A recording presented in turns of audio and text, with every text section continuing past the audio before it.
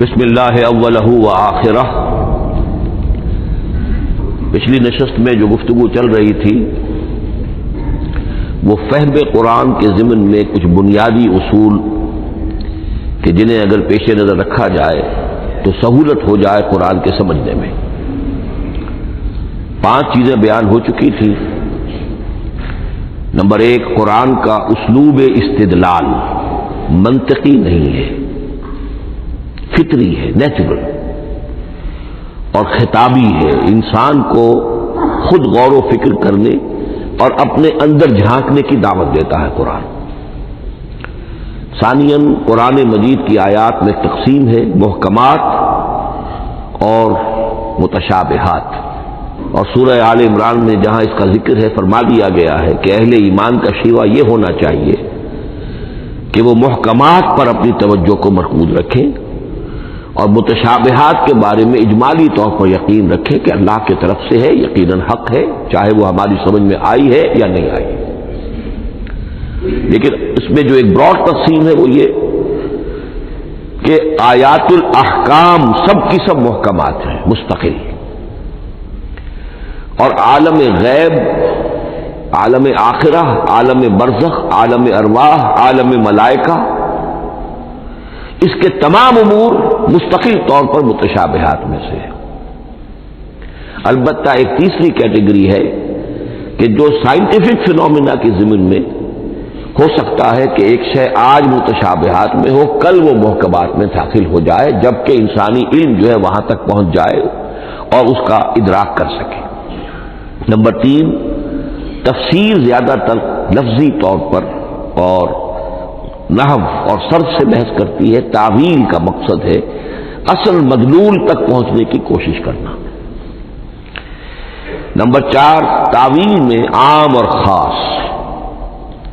خاص کانٹیکسٹ میں، زمان و مکان کے خاص کانٹیکسٹ میں جب قرآن نازل ہوا تو کسی آیت کا کیا اصل مفہوم تھا جو سمجھا گیا۔ اس میں شان نزول کی روایات کو بھی اہمیت حاصل ہوگی۔ لیکن چونکہ قرآن مجید صرف اس دور کے لیے یا اس علاقے کے لوگوں کے لیے ہدایت نامہ بن کر نہیں آیا تھا، بلکہ پوری نوع انسانی کے لیے تابد الآباد، لہذا اسی میں وہ مضمر ہے، اس میں وہ ہدایت مضمر ہے۔ یہ تعویل عام کر کے آیت کے الفاظ، ان کا در و بست اور آیت کا سیاق و سباق اس کے حوالے سے، اور القرآن یفسر بعضہ بعضا کے حوالے سے یقیناً جو ہے اس میں ابدی ہدایت جو مضمر ہے وہ بھی حاصل کی جا سکتی ہے۔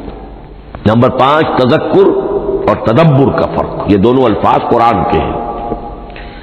تذکر کے لیے 4 مرتبہ اللہ نے سورہ قمر میں چیلنجنگ انداز میں فرمایا ہے، وَلَقَدْ يَسَّرْنَا الْقُرْآنَ لِلذِّكْرِ فَهَلْ مِن مُّدَّكِرٍ، ہم نے قرآن کو ذکر کے لیے، تذکر کے لیے، ہدایت اخذ کرنے کے لیے، بنیادی نصیحت حاصل کرنے کے لیے نہایت آسان بنایا ہے۔ تو ہے کوئی جو اس سے تذکر کرنا چاہے؟ اس تذکر بالقرآن کے لیے صرف یہ کافی ہے کہ انسان عربی زبان سے اتنا واقف ہو کہ اس کا ایک براہ راست مفہوم سمجھتا چلا جائے، اور دوسری شرط لازم ہے نیت کی درستی، طلب ہدایت پیش نظر ہو، اپنے علم کی دھوس جمانا جو ہے وہ مقصود نہ ہو، تو قرآن مجید سے تذکر حاصل ہو جائے۔ تدبر کے اعتبار سے قرآن مجید مشکل ترین کتاب ہے، بلکہ میں نے اس وقت ایک غلط لفظ استعمال کر دیا تھا، دنیا کی مشکل ترین، یہ دنیا کی کتاب ہے ہی نہیں، یہ تو مشکل ترین کتاب ہے، بھائی مانا کہ اللہ تعالیٰ کے علم کامل سے اس کا نزول ہوا ہے، اس علم کا احاطہ کسی انسان کے لیے ممکن نہیں ہے۔ اسی طرح یہ قرآن ایک ایسے سمندر کے مانند ہے جس کا نہ کوئی کنارہ ہے اور نہ ہی اس کی کوئی تہہ ہے، اس میں پوری زندگیاں کھپانے کے باوجود بھی افلا یتدبرون القرآن، تدبر، لیدبروا آیاتہ ولیتذکر اولو الالباب، یہ 2 اصطلاحات خود قرآن کی ہیں۔ میرا جو کتابچہ ہے مسلمانوں پر قرآن مجید کے حقوق، اس میں میں نے ان پر تفصیل سے بحث کی ہے۔ نمبر 6، 2 اعتبارات سے قرآن مجید پر غور کرنے والے کا ایٹیچیوڈ ایک دوسرے سے بالکل متضاد ہوگا۔ احکام کے حوالے سے ایک طالب علم کا رخ پیچھے کی طرف ہونا چاہیے. اسلاف نے کیا سمجھا، ان سے پہلوں نے کیا سمجھا، ان سے پہلوں نے کیا سمجھا، صحابہ نے کیا سمجھا، یہاں تک کہ اپنے آپ کو محمد الرسول اللہ کے قدموں میں پہنچا دیجیے. دین کا عملی پہلو، حلال اور حرام، جائز و ناجائز، یہ چیزیں آپ کو، یہ نہیں کہ آپ کو نئے زمانے کی وہ جو بھی ریسرچ ہو اس کے حوالے سے اور نئے زمانے کے سائنسی جو حقائق ہیں ان کے حوالے سے بات کریں.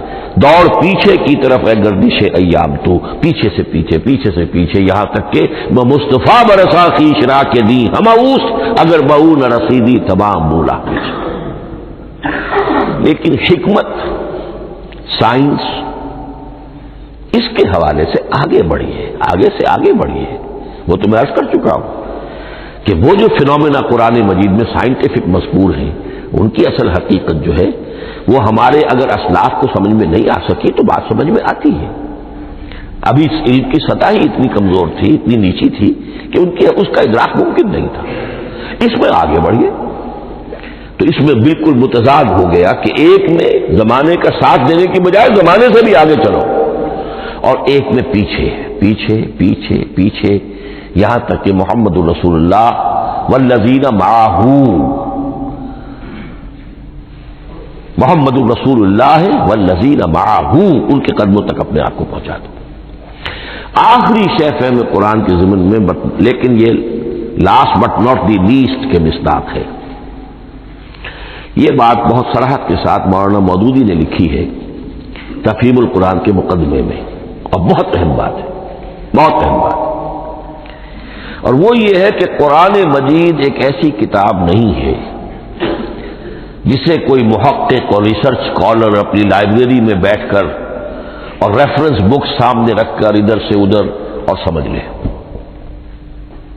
اس کے سمجھنے کا کی شرط لازم یہ ہے کہ جو یہ راستہ دکھاتا ہے اس پر چلنا شروع کرے.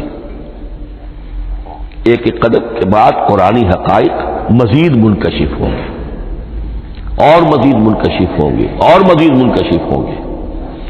جب تک قرآن مجید کے بتائے ہوئے راستے پر آدمی چلے گا نہیں، قرآن کی اصل حقیقت اس پر کبھی منکشف نہیں ہوگی.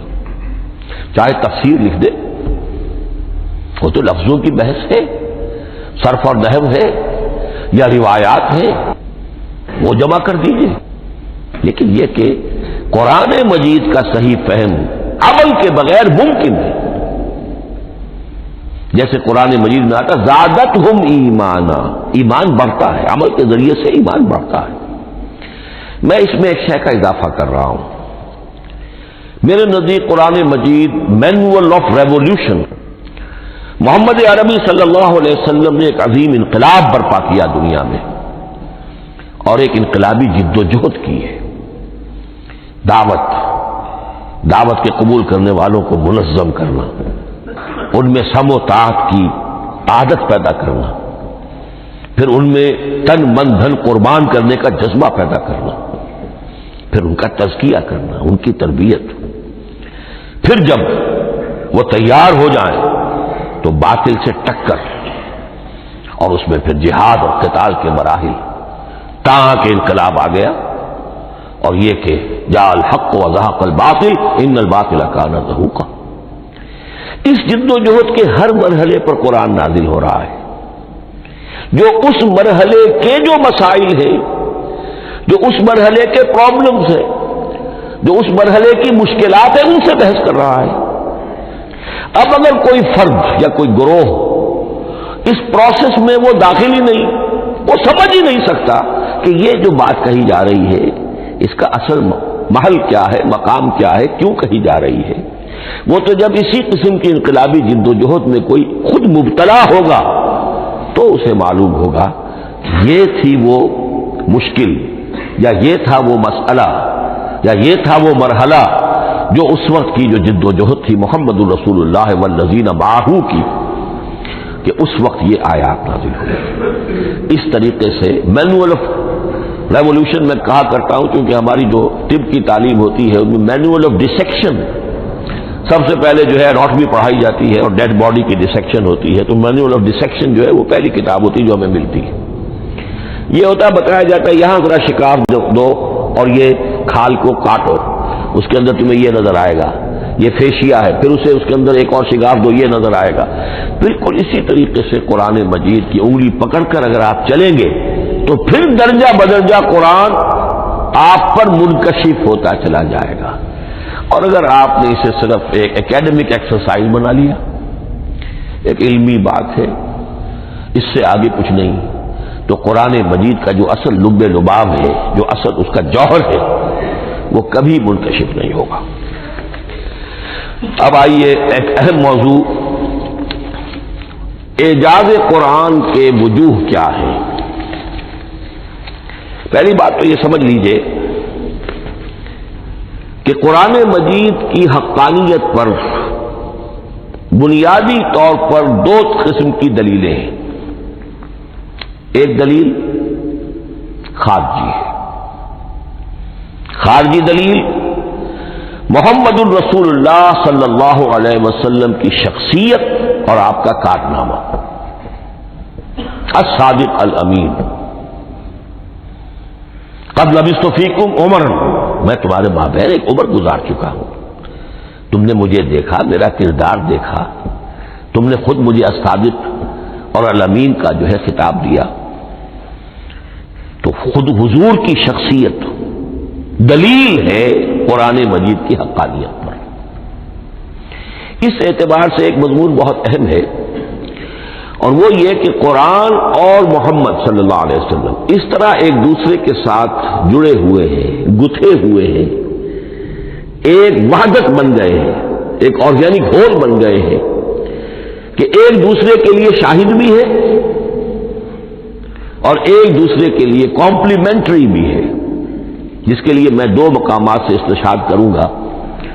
سورہ بینہ میں فرمایا لم یکن الذین کفروا من اہل الکتاب والمشرکین منفکین حتی تأتیہم البینہ، اہل کتاب میں سے اور کفار میں سے، مشرکین میں سے جو لوگ جنہوں نے کہ کفر کیا تھا، وہ علیحدہ نہیں کیے جا سکتے تھے جب تک کہ بینہ نہ آ جاتے۔ اب بینہ کیا ہے؟ رسول من اللہ یتلو صحفا مطہرۃ فیہا کتب قیمہ، بینہ دو چیزوں سے مل کر بنی، رسول من اللہ یتلو صحفا مطہرۃ فیہا کتب قیمہ، رسول اور قرآن مل کر بینہ ہے، رسول کی شخصیت بین ہے، اور یہ قرآن مجید کے لیے دلیل ہے۔ دوسری طرف قرآن مجید محمد کی رسالت کا ثبوت ہے، جیسے کہ آپ دیکھتے ہیں یاسین والقرآن الحکیم انک لمن المرسلین، والقرآن الحکیم، قسم ہے اس قرآن حکیم کی، یعنی یہ قرآن حکیم گواہ ہے، شاہد عادل ہے کہ اے محمد آپ اللہ کے رسول ہیں۔ محمد کی شخصیت حقانیت قرآن پر دلیل ہے، قرآن محمد کی رسالت پر دلیل ہے، ایک دوسرے کے شاہد۔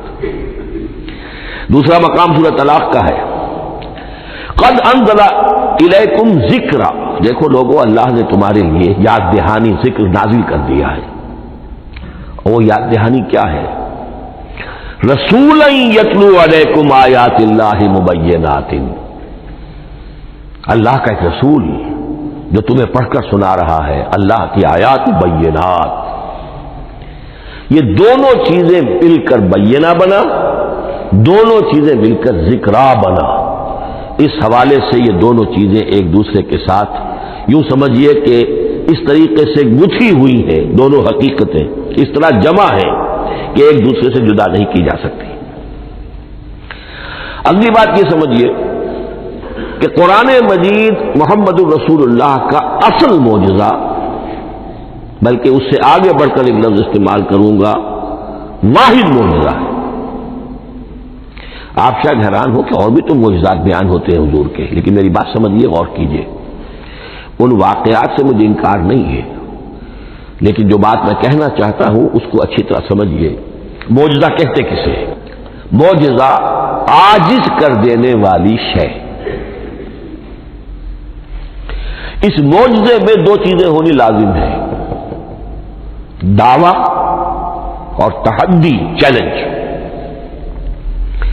جبکہ کوئی خرق عادت کوئی شے پیدا ہو جائے، خرق عادت اسے کہتے ہیں کہ فزیکل لا ایک ہے، پانی، واٹر کیپس اٹس سرفیس، حضرت موسیٰ کا عصا اس پر لگا اور سمندر پھٹ گیا، خرق عادت ہے، یعنی جو عادی قانون ہے، عام طور پر جو قوانین طبعیہ ہے ان کا پھٹ جانا، ختم ہو جانا، ٹوٹ جانا، اور کسی حقیقت کا اس میں سے ظاہر ہو جانا جو ان فزیکل لاز کے خلاف۔ آگ کے بارے میں قانون کیا ہے؟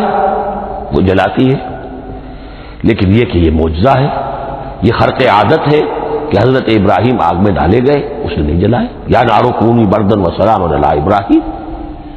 تو خرق عادت کو اب دو قسموں میں آپ سمجھیے۔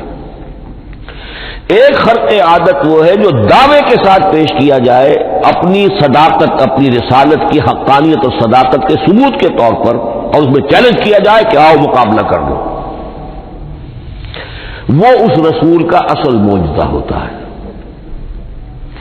ایک خرق عادت وہ ہے جو اللہ تعالیٰ اپنے نیک بندوں کی بزرگی کو ظاہر کرنے کے لیے، غیر انبیاء کے لیے بھی کرامات جنہیں ہم کہتے ہیں ہو جاتی ہے۔ بہت سے صحابہ سے وہ کرامات ثابت ہیں۔ حضرت عمر رضی اللہ تعالی عنہ کو شام کا میدان جنگ دکھا دیا گیا، یا ساریۃ الی الجبل کے الفاظ آپ نے فرمائے۔ ابھی تو ٹیلی ویژن کہیں نہیں تھا، ابھی یہ سارے وسائل و ذرائع موجود نہیں تھے، یہ خرق عادت ہے۔ غیر نبی کے لیے اسے ہم کہیں گے کہ یہ کرامات ہے۔ نبی کے لیے لفظ معجزہ اختیار کر لیا جاتا ہے، لیکن معجزہ اس کو نہیں کہنا چاہیے، اصل میں یہ بھی نبی کے لیے کرامات کے درجے کی شے ہے جو اس سے بلند ہے۔ معجزہ وہ ہے جسے کوئی نبی دلیل کے طور پر پیش کرے اور اس پر چیلنج کرے کہ آؤ اور مقابلہ کرو۔ مثلا حضرت موسیٰ علیہ السلام کو دو معجزے دیے گئے، اور اس میں سے جو سانپ بن جانا تھا لاٹھی کا، وہ معجزہ جس پر چیلنج بھی آیا اور ساحروں سے مقابلہ بھی کیا، اور ساحر شکست کھا گئے، عاجز آ گئے۔ القی السحرۃ ساجدین، وہ سارے جادوگر جو ہے فوری طور پر بے اختیار سجدے میں گر گئے۔ آمنا برب موسیٰ و ہارون، ہم ایمان لے آئے موسیٰ اور ہارون کے رب پر۔ یہ معجزہ ہے۔ اس معنی میں محمد الرسول اللہ صلی اللہ علیہ وسلم کا معجزہ صرف قرآن حکیم۔ قرآن مجید میں آپ سورہ انعام میں بھی دیکھیں گے بہت ہی شدت کے ساتھ، سورہ بنی اسرائیل میں دیکھیں گے بڑی تفصیل کے ساتھ معجزے طلب کیے گئے۔ آپ اس مکے کی سرزمین میں ابھی ہمارے دیکھتے ہی دیکھتے چشمہ نکال دیجیے، ہم مان لیں گے آپ اللہ کے رسول ہیں۔ آپ ہماری نگاہوں کے سامنے آسمان پر چڑھ کر دکھائیے، پھر وہاں سے کتاب لے کر اتریے، پھر ہم سمجھ لیں گے آپ اللہ کے رسول ہیں۔ آپ کے لیے چشم زدن میں کوئی محل سونے کا چاندی کا تیار ہو جائے، مان لیں گے آپ کو اللہ کے رسول ہیں۔ آپ اس بے آب و گیا وادی میں فوراً ایک باغ جو ہے اپنے لیے بنا کے دکھا دیں، مان لیں گے کہ آپ اللہ کے رسول ہیں۔ ایسے تمام مطالبات پر اللہ تعالیٰ کی طرف سے کوڑا جواب ملا، اللہ اس قسم کی کوئی شے نہیں دکھائے گا۔ بلکہ سورہ انعام جب ہم پڑھیں گے وہاں تو بہت ہی واقعہ یہ ہے کہ اس کو پڑھ کر رقت طاری ہوتی ہے کہ ایک موقع پر ایسا محسوس ہوتا ہے کہ حضور صلی اللہ علیہ وسلم کی طبیعت مبارکہ میں یہ خیال پیدا ہو گیا کہ اللہ کو ایسی شے کو دکھائی دی جائے تاکہ چپ تو ہو جائے، نہ بھی مانیں گے چپ تو ہوں گے، ورنہ تو عوام کے سامنے ان کی دلیل مجھ پر قائم ہو رہی ہے کہ بھائی یہ رسالت کے مدعی ہے، ہم کہتے ہیں معجزہ دکھاؤ، معجزہ نہیں دکھاتے، تو پوزیشن میری جو ہے کمزور ہو رہی ہے۔ وہاں جس انداز میں اللہ نے کہا ہے، ہرگز نہیں، اے نبی اگر آپ کے اختیار میں ہے تو کہیں آسمان پر سیڑھی لگا لیجئے یا زمین میں سرنگ لگا کے کوئی معجزہ لا سکتے ہو تو لے آئیے، ہم نہیں دکھائیں گے۔ رقت طاری ہوتی ہے۔ تو حضور کا معجزہ اس معنی میں صرف ایک ہے اور وہ قرآن ہے۔ اچھا، اس کے لیے کیسے کیسے چیلنج کیے گئے؟ ام یقولون تقولہ بل لا یؤمنون فلیاتوا بحدیث مثلہ ان کانوا صادقین، سورۃ الطور۔ کیا ان لوگوں کا کہنا یہ ہے کہ یہ کلام خود محمد نے موضوع کر لیا ہے صلی اللہ علیہ وسلم؟ تو اگر ایسی بات ہے تو وہ بھی ایسا ہی کلام پیش کر دیں۔ تحدی، اس چیلنج کو کوئی قبول نہیں کر سکا. کم سے کم اس شرافت کا اقرار کرنا پڑتا ہے کہ اس وقت عرب قوم میں یہ شرافت تھی کہ کسی نے اٹیمپٹ بھی نہیں کی. ورنہ کوئی شخص الٹی سیدھی عبارت لکھ کر لے آتا اور کھڑا ہو کر کہہ دیتا کہ ٹھیک میں کہتا ہوں یہ قرآن کی طرح کا کلام ہے. نہیں، کسی نے نہیں کیا. تاریخ یہ بتاتی ہے کہ اس تحدی کا کوئی کسی نے قبول نہیں کیا. اسی طرح فرمایا سورہ بنی اسرائیل میں قل لئن اجتمعت الانس والجن على ان ياتوا بمثل هذا القران لا ياتون بمثله ولو كان بعضهم لبعض ظهيرا. چیلنج ہے، اے نبی کہہ دیجئے اگر تمام انسان تمام جن مل کر بھی چاہے کہ ایسی کوئی کتاب وہ مرتب کر لے، نہیں کر سکیں گے، چاہے وہ سب کے سب ایک دوسرے کی مدد کرے. ہے کہ نہیں چیلنج؟ اسی طریقے سے سورہ ہود میں فرمایا، اب اس کو کہتے ہیں برسبیل تنزل، پوری کتاب نہیں لا سکتے قرآن جیسی، چلو تو 10 سورتیں لے آؤ. قل فاتوا بعشر سور مثلہ مفتریات، اے کہیے نبی سورہ ہود کی آیت نمبر 13 ہے، اس جیسی کوئی 10 سورتیں لے آؤ. 114 نہ صحیح 10 صحیح. یہ بھی نہیں ہوا تو برسبیل تنزل اور سورہ یونس میں فرمایا قل فاتوا بسورۃ من مثلہ، ایک سورت ہی لے آؤ. اور اسی کو سورہ بقرہ کے 3 رکوع میں دہرایا گیا، وَإِن كُنتُمْ فِي رَيْبٍ مِّمَّا نَزَّلْنَا عَلَىٰ عَبْدِنَا فَأْتُوا بِسُورَةٍ مِّن مِّثْلِهِ وَادْعُوا شُهَدَاءَكُم مِّن دُونِ اللَّهِ إِن كُنتُمْ صَادِقِينَ. لیکن نوٹ کر لیجئے کہ کسی نے یہ جرأت نہیں کی، نہ قرآن کے اس دعوے کو چیلنج کیا، نہ کسی نے مقابلے کی کوشش کی، نہ کوئی اپنی کوئی تصنیف و تالیف یا اپنا کوئی کمپوزیشن لا کر اور یہ دعویٰ کر کے کھڑا ہوا کہ جمع کر لیجئے، منصف بلا لیجئے، کوئی کمیشن بٹھا لیجئے، میرا یہ کلام بھی بالکل ہم بدل ہے اس کلام کی. نہیں. اب ہمیں دیکھنا یہ ہے کہ وجوہ اعجاز قرآن مجید کے کیا کیا ہے. معجزہ تو یہ ہے، حضور کا اصل معجزہ یہ ہے، لیکن معجزہ کس کس پہلو سے ہے؟ یہ ایک ایسا موضوع ہے کہ جس پر پوری تصانیف لکھی گئی ہیں. وجوہ الاعجاز، وجوہ اعجاز القرآن، قرآن کے معجزہ ہونے کے کون کون سے پہلو ہیں. اس کا واقعہ یہ ہے کہ احسان ناممکن ہے، اور جیسے جیسے زمانہ آگے بڑھے گا اس کے اور پہلو واضح ہوتے جائیں گے. سنوریہم آیاتنا فی الآفاق وفی انفسہم حتی یتبین لہم انہ الحق. لیکن یہ کہ کس کس پہلو سے یہ معجزہ ہے، چند موٹی باتیں ضرور سمجھ لیجئے. لغت، ادب، فصاحت، بلاغت، عذوبت، مٹھاس، اس کے اعتبار سے قرآن معجزہ ہے. لیکن اس اعتبار سے قرآن معجزہ ہے یا تو تھا اپنے زمانے کے عربوں کے لیے، غیر عرب کے لیے تو نہیں تھا. غیر عرب جو ہے قرآن مجید کی جو بھی فصاحت و بلاغت ہے، اس کا جو لٹریری بیوٹی ہے، اس کو تو وہ اپریشیٹ نہیں کر سکتا تھا. یہ حصہ جو ہے یا تو عربوں کے لیے تھا اس وقت دائمی، یا آج بھی عرب کچھ نہ کچھ، بہرحال عربی ان کی زبان ہے، وہ پڑھتے ہیں. جیسا کہ میں نے عرض کیا تھا، چاہے عیسائی ہو اور چاہے یہودی ہو، وہ بھی اپنے ہاں لٹریچر کی، عربی لٹریچر کی ہائیسٹ کتاب کی حیثیت سے قرآن مجید پڑھانے پر مجبور ہے. ایک پہلو اس کا یہ ہے، اور اسی کے حوالے سے نوٹ کیجئے حضرت نبید رضی اللہ تعالی عنہ، یہ سبع معلقہ کے شعراء میں سے تھے آخری. عربوں میں چونکہ اس کا بڑا چرچا تھا شاعری کا، تو ان کا جو سالانہ جشن ایک ہوتا تھا، اس میں وہ بہت بڑے بڑے شعراء سب جمع ہوتے تھے، اپنے اپنے قصیدے پڑھتے تھے، اور جس کا قصیدہ سمجھا جاتا تھا کہ سب سے اعلیٰ ہے، سب سے بلند ہے، سب سے عمدہ ہے، اب اسے اس سال کے لیے وہ گویا کہ ملک الشعراء اس کو مانا جاتا تھا کہ یہ شاعروں کا بادشاہ ہے، اور تمام شاعر اسے سجدہ کرتے تھے بالفعل، اور اس کے قصیدے کو کعبے کی دیوار کے ساتھ ٹانگ دیا جاتا تھا، معلق کر دیا جاتا تھا. ایسے 7 قصیدے ہیں جن کے مجموعے کا نام ہے سبع معلقہ. اس سبع معلقہ جو ہے 7 جو سلسلے ہیں، ان میں آخری حضرت لبید کا ہے. وہ ایمان لے آئے، ایمان لانے کے بعد انہوں نے شعر کہنا چھوڑ دیا. اس پر حضرت عمر نے ایک دفعہ ان سے کہا کہ لبید اب آپ شعر نہیں کہتے. ان کا جواب تھا ابعد القرآن، کیا قرآن کے بعد بھی کسی کے لیے کوئی موقع ہے کہ وہ کچھ کہنے کی کوشش کرے؟ فصاحت اور بلاغت کی تو معراج قرآن مجید ہے، وہ آ چکی ہے۔ تو جہاں تک اہل عرب کے لیے اس کا معجزہ ہونا خاص طور پر اس دور میں اور اب بھی کسی درجے میں، اس میں تو اہمیت ہے اس کی ادبیت، اس کی فصاحت، اس کی بلاغت، اس کی عذوبت۔ دائمی اور ابدی یہ کس اعتبار سے معجزہ ہے؟ عہد حاضر میں اور غیر عرب لوگوں کے لیے۔ نمبر ایک، سائنسی حقائق کا انکشاف۔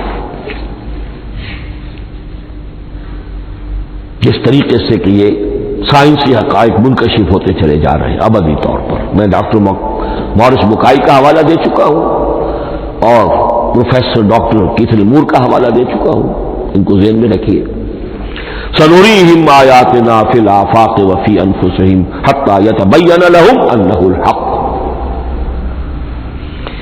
نمبر دو، حضور کا وہ کارنامہ کہ آپ نے ایک عظیم انقلاب برپا کر کے دکھایا اور وہ نظام قائم کر کے دکھایا کہ جس سے بہتر، جس سے عادلانہ، جس سے زیادہ منصفانہ کوئی نظام دنیا میں نہ آج تک قائم ہوا ہے اور نہ اس کی کوئی دوسری نظیر پیش کی جا سکتی۔ یہ ہے سب سے بڑا معجزہ، اور معجزہ ہوا قرآن سے۔ اتر کر حرا سے سوئے قوم آیا اور ایک نسخہ کیمیا ساتھ لایا۔ یہ سارا معجزہ، جیسا کہ میں نے شروع میں عرض کیا ہے، محمد اور قرآن دونوں مل کر بینہ بھی ہے تو رسول من اللہ یتلو صحفا مطہرۃ فیہا کتب قیمہ قد انزل الیکم ذکرا رسولا یتلو علیکم آیات اللہ مبینات۔ یہ معجزہ جو ہے جس کے حوالے سے دنیا میں بڑی بڑی شخصیات نے شہادت دی۔ ایم این رائے اس صدی کا ایک بہت بڑا انقلابی شخص، کمیونسٹ انٹرنیشنل کا رکن، اس صدی کی ابتدا میں جو شعلہ تھا، جو غلغلہ تھا، جو ولولہ تھا بولشوک ریولوشن کا، اور جو دنیا کے اندر ایک دھوم مچ گئی تھی، اس کو ذہن میں رکھیے۔ اور اس پہ کمیونسٹ انٹرنیشنل کا رکن ایم این رائے 1920 میں اس نے لاہور میں ایک خطبہ دیا تھا، ہسٹوریکل رول آف اسلام، اور اس نے کہا تھا تاریخ انسانی کا عظیم ترین انقلاب وہ ہے کہ جو محمد نے برپا کیا صلی اللہ علیہ وسلم۔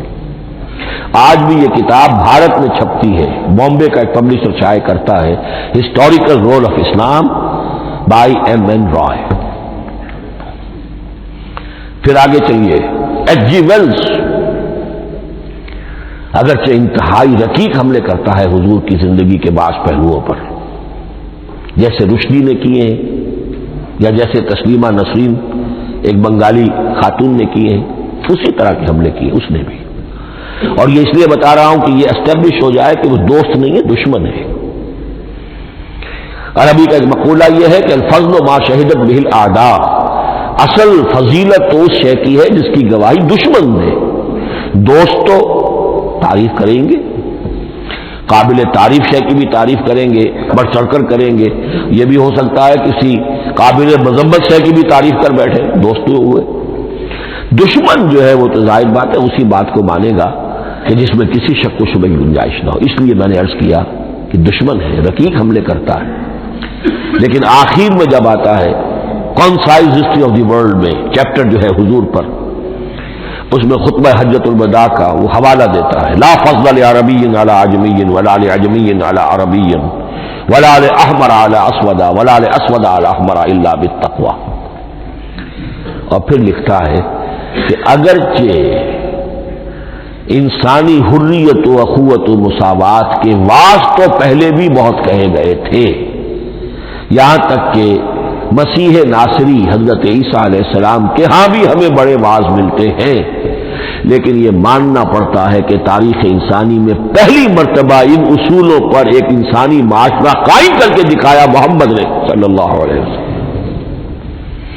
Although the sermons of human freedom, fraternity and equality were said before also, and we find a lot of them in Jesus of Nazareth, but it must be admitted that it was Muhammad sallallahu alaihi wasallam who established for the first time in history a society based on these principles.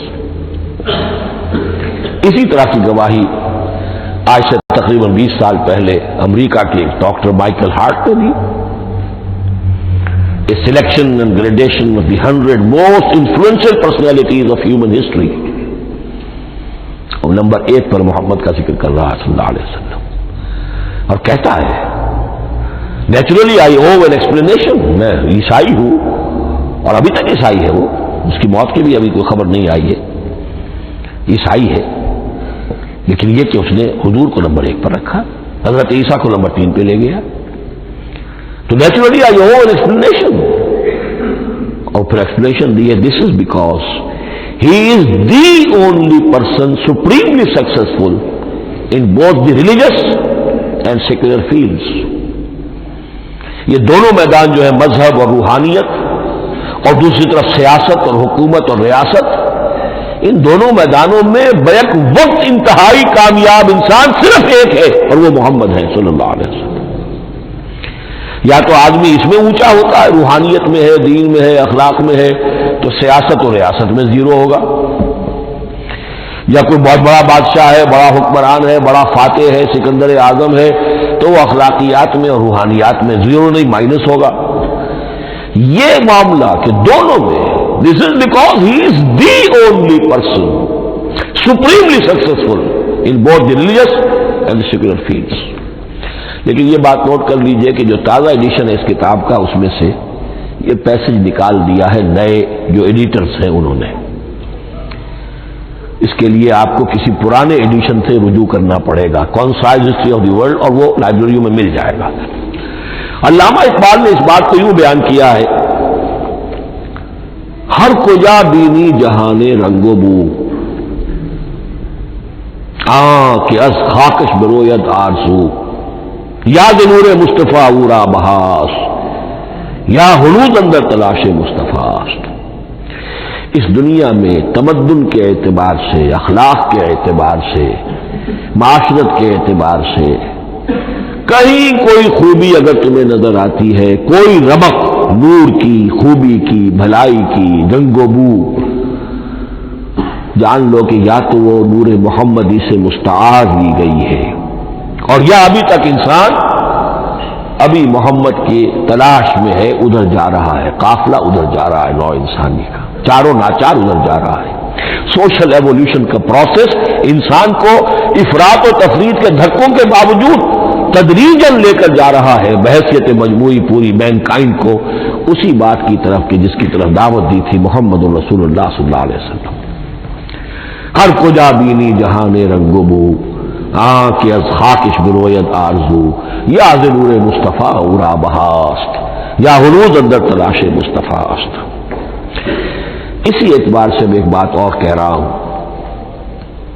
اس پہلو سے واقعہ یہ ہے کہ میرے نزدیک اس دور میں اعجاز قرآن کی سب سے بڑی نمائندہ شخصیت، اعجاز قرآن کا سب سے بڑا مظہر علامہ اقبال کی ذات ہے. 20ویں صدی کا مفکر، فلسفی، مشرق و مغرب کے فلسفے پڑھ چکا، قدیم اور جدید فلسفہ سب کا مطالعہ کیا، اور اس کے بعد اس کو قرآن کی حقانیت پر جو یقین نظر آیا ہے، قرآن کی عظمت جس طرح اس پر منکشف ہوئی ہے، وہ واقعہ یہ ہے کہ مجھے کم سے کم اپنی محدود معلومات کی حد تک عظمت قرآن کا وہ انکشاف کسی دوسرے شخص پر نظر نہیں آتا.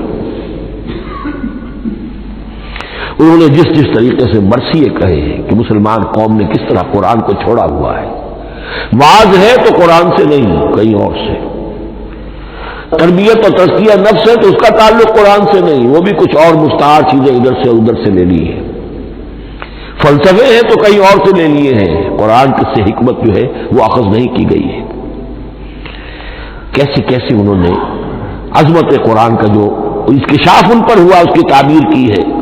کتاب زندہ قرآن حکیم، حکمت او لا یزال است و قدیم، حرف اورا ریب نئے، تبدیل نئے، آیا شرمندہ تعویل نئے فاش گویا ماں کے درد المزمر است یہ کتابیں نیز چیزیں دیگر است مثل حق پنہاؤ ہم پیداستو زندہ و پائندہ و گویاستو چوں بجاں در رفت جہاں دیگر شود جہاں تو دیگر شد جہاں دیگر شود. میں اس میں خاص طور پر دو اشعار آپ کو اس وقت سنانا چاہتا ہوں. انہوں نے حضور سے مناجات کرتے ہوئے دو اشعار کہے. اس سے آپ کو اندازہ ہوگا کہ انہیں کتنا یقین تھا کہ میرے سارے فکر کا منبع قرآن حکیم ہے. کہتے ہیں در دلم آئینہ بے جوہر است. اے اللہ کے رسول صلی اللہ علیہ وسلم اگر میرا دل اس آئینے کے مانند ہے جس میں چمک نہیں ہے ور بحرفم غیر قرآن مزمر است اور اگر میرے پیغام میں قرآن کے سوا کوئی شے شامل ہو گئی ہے قرآن کے سوا کوئی چیز اس میں چھپی ہوئی ہے مزمر ہے پردہ ناموس فکرم چاک کن تو میرے فکر کی ناموس کے دھجیاں بکھیر دیجیے. پردہ ناموس فکرم چاک کن ای خیامہ راز خارم پاک کن اس شاہراہ کو اس کانٹے سے پاک کر دیجیے. کانٹا میرا میں کانٹے کے مانند ہوں پھر اٹھا کر پھینک دیجیے. روز محشر خار و رسوا کن مرا بے نصیب از بوسائے پاک کن مرا. قیامت کے دن مجھے ذلیل و خوار کیجیے گا اور اپنے قدموں اپنے پائے مبارک کا بوسہ لینے سے محروم کر دیجیے گا. یہ اتنی بڑی بد دعا جو اقبال اپنے آپ کو دے رہا ہے تو کس قدر یقین سے حاصل ہے کہ اس نے قرآن کی ترجمانی کی ہے. اب آئیے بہت چھوٹے چھوٹے دو اور مضمون ہیں. قرآن حبل اللہ ہے اس کے کیا معنی ہے؟ حبل رسی کو کہتے ہیں اللہ کی رسی. حبل من مسد سورہ لہب میں یہ لفظ آیا ہے. امام راغب نے اس کی تعبیر کی ہے استعیر للوصل ولکل ما یتوصل به الی شیء. یا تو تعلق کو حبل سے استعارہ دیا جاتا ہے استعارے کے طور پر حبل کا لفظ کسی تعلق کے لیے استعمال ہوتا ہے یا کسی شے تک پہنچنے کا ذریعہ وہ حبل ہے. اب یہ ہمیں لفظ ملتا ہے حضرت علی رضی اللہ تعالیٰ عنہ کی روایت میں هو حبل اللہ المتین. ترمذی میں یہ الفاظ موجود ہیں حضرت علی سے منقول ہے رضی اللہ تعالی عنہ. یہی ہے اللہ کی مضبوط رسی. کیونکہ قرآن مجید میں آتا ہے واعتصموا بحبل اللہ جمیعا تو حبل اللہ کون سی ہے؟ پھر یہ حضرت عبداللہ ابن عمر سے بھی ہے یہ روایت موجود ہے رزین میں هو حبل اللہ المتین. یہ قرآن ہی اللہ کی مضبوط رسی ہے. اللہ سے اب اس کے دو پہلو ہیں. ایک تو یہ کہ یہ اللہ سے جوڑنے والی ہے تقرب اللہ کا ذریعہ ہے. وصول الشیء کسی تک پہنچانے والی شے اس کا سہل ترین اللہ کے تقرب کا سہل ترین ذریعہ مؤثر ترین ذریعہ قرآن حکیم ہے. چنانچہ ترمذی میں حضرت عبداللہ ابن مسعود کا یہ قول موجود ہے القرآن حبل اللہ الممدود من السماء الى الارض. قرآن تو اللہ کی وہ رسی ہے جو تنی ہوئی ہے آسمان سے زمین کی طرف. یہ ترمذی میں تو اصل میں اثر ہے حضرت عبداللہ ابن مسعود کا قول ہے لیکن یہ کہ زید ابن ارقم سے یہ الفاظ جو ہیں مرفوعاً کہ یہ حضور کے الفاظ ہیں یہ بھی منقول ہے کہ حضور نے فرمایا کہ القرآن حبل اللہ الممدود من السماء الى الارض. اور ایک بڑی پیاری روایت ہے طبرانی کی معجم کبیر میں کہ ایک مرتبہ حضور اپنے حجرے سے برآمد ہوئے مسجد نبوی کے ایک گوشے میں دیکھا کچھ صحابہ بیٹھے ہوئے قرآن سمجھ رہے ہیں سمجھا رہے ہیں پڑھ رہے ہیں مذاکرہ ہے قرآن. آپ کے چہرے پر بڑے بشاشت کے آثار ظاہر ہوئے خوشی کے آثار. آپ چل کر تشریف لائے. پہلے ایک سوال کیا الستم تشہدون اللہ الہ الا اللہ وانی رسول اللہ وہذا القرآن جاء من عند اللہ. کیا آپ لوگ اس کے گواہ نہیں ہیں کہ اللہ کے سوا کوئی معبود نہیں اور میں اللہ کا رسول ہوں اور یہ قرآن خاص اللہ کے پاس سے آیا ہے؟ صحابہ کا جواب کیا ہو سکتا تھا؟ بلا یا رسول اللہ کیوں نہیں اللہ کے رسول ہم گواہ ہیں. اللہ کے سوا کوئی معبود نہیں، آپ اللہ کے رسول ہیں، اور قرآن خاص اللہ کے پاس سے آیا ہے۔ اب آپ نے فرمایا فاستبشروا، خوشیاں مناؤ، فإن هذا القرآن طرفه بأيديكم وطرفه بيد اللہ، اس لیے کہ یہ قرآن وہ شے ہے کہ اس کا ایک سرا تمہارے ہاتھ میں ہے، ایک سرا اللہ کے ہاتھ میں ہے۔ تو وصول الی اللہ کا مؤثر ترین طریقہ، تقرب الی اللہ کا مؤثر ترین طریقہ، سہل ترین طریقہ، شور شوق طریقہ وہ قرآن مجید ہے۔ اس اعتبار سے بھی کہ ہے یہ اللہ کی صفت، یہ ہم بحث کر چکے ہیں پہلے، اللہ کا کلام ہے، کلام صفت ہوتی ہے، اور صفت لا عین ولا غیر، یہ قرآن اللہ کا غیر نہیں ہے، ہم سمجھ نہیں سکتے، لیکن یہ کہ ہر صفت جو ہے وہ تو در حقیقت نہ عین ہے نہ غیر ہے۔ دوسری طرف یہی قرآن جو ہے حبل اللہ اس معنی میں بنتا ہے کہ مسلمانوں کو باہم جوڑنے والی شے، واعتصموا بحبل اللہ جمیعا ولا تفرقوا، حبل اللہ کو مضبوطی کے ساتھ تھام لو، سب کے سب جمع ہو کر، یہ تمہیں تفرقے سے بچانے والی شے ہے۔ اس کی وجہ کیا ہے؟ ظاہر بات ہے کہ انسان جو ہے ان کے اندر اتحاد پیدا ہوگا اتحاد فکری کے نتیجے میں، فکر ایک ہو، نظریات ایک ہوں، ویلیوز ایک ہوں، مقاصد ایک ہوں، تبھی تو انسان متحد ہوں گے۔ یہ بھیڑوں کا گلہ تو نہیں ہے کہ چرواہے کی ایک لاٹھی کافی ہے ان کو جمع رکھنے کے لیے، وہ بھیڑوں کا گلہ ہے۔ انسانوں کو جمع کرنے کے لیے کوئی ایسی شے جو تمہیں ایک فکر سے، ایک نظریے سے، ایک مقصد سے، ایک نصب العین سے متصف کر دے، وہ تمہیں جوڑ دے گی۔ اور قرآن وہ شے ہے جو ایک فکر دیتا ہے، ایک خیال دیتا ہے، ایک نظریہ دیتا ہے، ایک عقیدہ دیتا ہے، ایک مقصد دیتا ہے، ایک نصب العین دیتا ہے، اللہ کے لیے جینا، اللہ کے لیے مرنا، ان صلاتی و نسکی و محیای و مماتی للہ رب العالمین، ایک آئیڈیل دیتا ہے محمد رسول اللہ کی شکل میں، لقد کان لکم فی رسول اللہ اسوۃ حسنہ۔ اب قرآن وہ چیز ہے کہ جو تمہیں آپس میں جوڑتی چلی جائے گی، تمہارے درمیان اتحاد پیدا ہو جائے گی۔ آخری چیز، مسلمانوں پر قرآن مجید کے حقوق کیا ہیں، یہ صرف اشارہ کروں گا اس لیے کہ اس پر میرا کتابچہ موجود ہے، اور اس کتابچے کو اللہ تعالیٰ نے بہت قبول عام عطا فرمایا۔ اس کا انگریزی ترجمہ کیا ایک صاحب نے، از خود کیا، خود ہی ٹائپ کیا، خود ہی چھپوایا۔ عربی ترجمہ ایک صاحب نے کیا، خود کیا۔ فارسی ترجمہ ایک صاحب نے کیا، خود کیا، بغیر کسی معاوضے کے۔ ملیشیا میں وہ چھپ چکا ہے، لاکھوں کی تعداد میں عام ہو چکا ہے۔ پھر میں نے ایک موقع پر 1970 میں رمضان مبارک کے دوران آخری عشرے میں مولانا بن نوری رحمۃ اللہ علیہ تشریف لائے ہوئے تھے مدینہ منورہ، اور میں نے بھی وہ پورا رمضان مبارک اس سال وہیں کیا تھا۔ میں نے ان کو دیا تھا کہ آپ دیکھیے اس میں کوئی غلطی ہو تو مجھے بتا دیجئے، میں اسے بڑے پیمانے پر شائع کرنا چاہتا ہوں۔ انہوں نے حالت اعتکاف میں مسجد نبوی میں پڑھا ہے، صرف ایک جگہ ایک جملے میں انہوں نے اصلاح تجویز کی، وہ میں نے کر دی۔ اس اعتبار سے اب یہ کتابچہ جو ہے مصدقہ ہے مولانا محمد یوسف بن نوری رحمۃ اللہ علیہ کا۔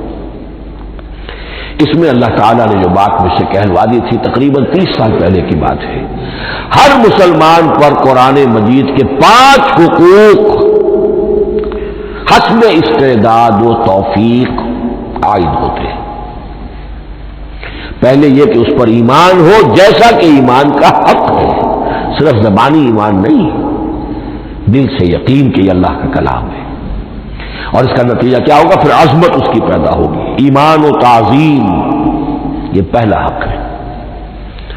تلاوت و ترتیل، اس کو پڑھے جیسے کہ پڑھنے کا حق ہے، پھر سمجھے جیسے کہ سمجھنے کا حق ہے، تذکر و تدبر، پھر عمل کرے، انفرادی طور پر بھی اجتماعی طور پر بھی۔ انفرادی طور پر جو آپ کی زندگی کے معاملات ہیں وہ آپ قرآن کے مطابق طے کریں، قومی سطح پر حکومت و ریاست اور قانون اور سیاست اس کے سارے تقاضے قرآن کے مطابق پورے ہوں۔ اور آخری یہ کہ اس قرآن کو پہنچائیں اور عام کریں، جس کے لیے حضور نے اس حد تک اس میں عمومیت کر دی ہے کہ بلغوا انی ولو آیۃ، پہنچاؤ میری جانب سے خواہ ایک ہی آیت پہنچاؤ، میرا کوئی امتی اس سعادت سے بالکل محروم نہ رہ جائے۔ اول تو خیرکم من تعلم القرآن وعلمہ، تم میں سے بہترین لوگ وہ ہیں جو اسی کے لیے اپنے آپ کو وقف کر دیں، قرآن پڑھیں اور پڑھائیں، سیکھیں اور سکھائیں، سمجھیں اور سمجھائیں۔ اس لیے کہ سمجھنے اور سمجھانے، سیکھنے اور سکھانے، پڑھنے اور پڑھانے کا بھی کوئی ایک لیول تو نہیں ہے، ایک عام لوگوں کی سطح ہے، ایک ان سے اوپر کی سطح ہے، ایک انٹلیکچوئل کی سطح ہے، ایک جینیس لوگوں کی سطح ہے۔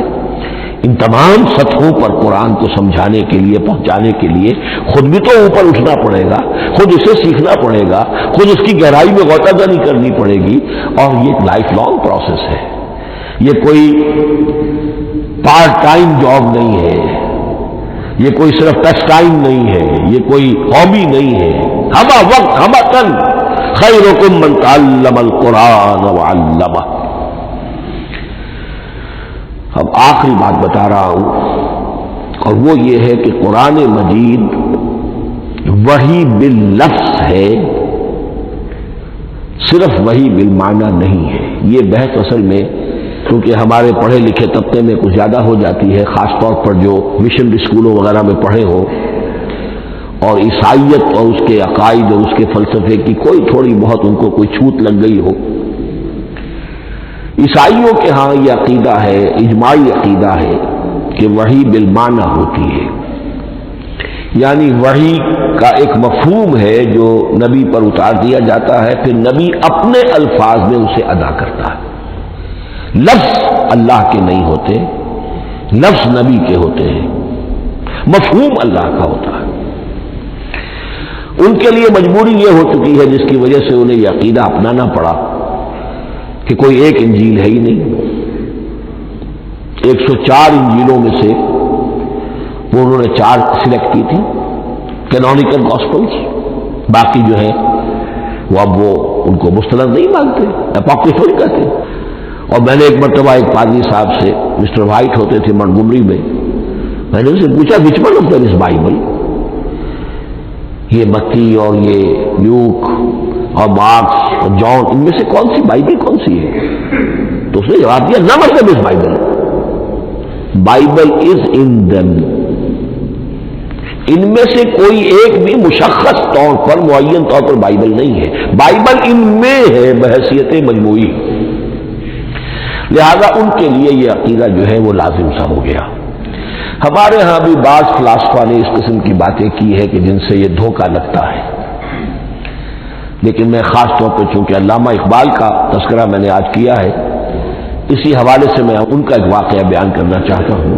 ایف سی کالج لاہور کے پرنسپل تھے ڈاکٹر یوئنگ، ایک دعوت تھی، اس میں علامہ بھی تھے، وہ بھی تھے۔ تو ڈاکٹر یوئنگ نے کہا، وہ بڑا فلسفی تھا، کہ ڈاکٹر اقبال ہم نے سنا ہے کہ آپ بھی وحی باللفظ کے قائل ہیں، آپ جیسا پڑھا لکھا شخص، عالم دانا۔ علامہ اقبال نے فرمایا جی ہاں، اور مجھے تو اس کا ذاتی تجربہ ہے، مجھ پر تو جو شعر نازل ہوتے ہیں وہ الفاظ میں ڈھلے ہوئے ہوتے ہیں، میں ان میں تبدیلی کرنا چاہوں تو نہیں کر سکتا۔ تو اگرچہ اس سوال کے اس جواب کو ہم کہیں گے کہ یہ الاجوبۃ المسکتہ، مسکت چپ کر دینے والا جواب تھا کہ جو علامہ اقبال نے دیا، لیکن ذہن میں رکھیے یہ کہ جو وحی باللفظ ہے وہ ختم ہو چکی محمد رسول اللہ صلی اللہ علیہ وسلم پر، وحی رسالت وحی باللفظ ہے، وہ ختم ہو چکی۔ البتہ الہام، کشف، رؤیا، القاء، یہ وحی بالمعنی ہے، یہ کوئی ایک شے ہے جو دل میں ڈال دی جاتی ہے، اس کے دروازے آج بھی کھلے ہوئے ہیں۔ اور یہ جان لیجئے قرآن مجید کی حقانیت کا جو اصل ثبوت ہے وہ یہ ہے کہ آپ اسے اپنے باطن کے اندر محسوس کریں۔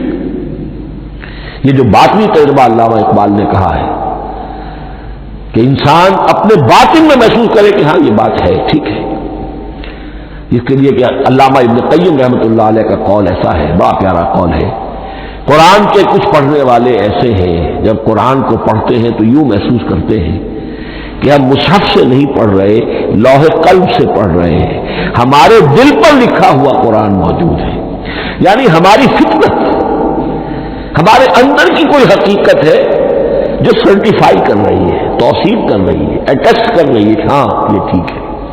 اور اس کی وجہ کیا ہے؟ ہماری روح اور اس قرآن کا منبع وہ ایک ہی ہے، وہ ذات باری تعالی ہے، یہ کلام اللہ ہے، اور ہماری روح امر اللہ۔ یسألونک عن الروح قل الروح من امر ربی وما اوتیتم من العلم الا قلیلا۔ بس میں اسی پر اکتفا کر رہا ہوں۔ بارک اللہ لی ولکم فی القرآن العظیم ونفعنی وإیاکم بالآیات والذکر الحکیم۔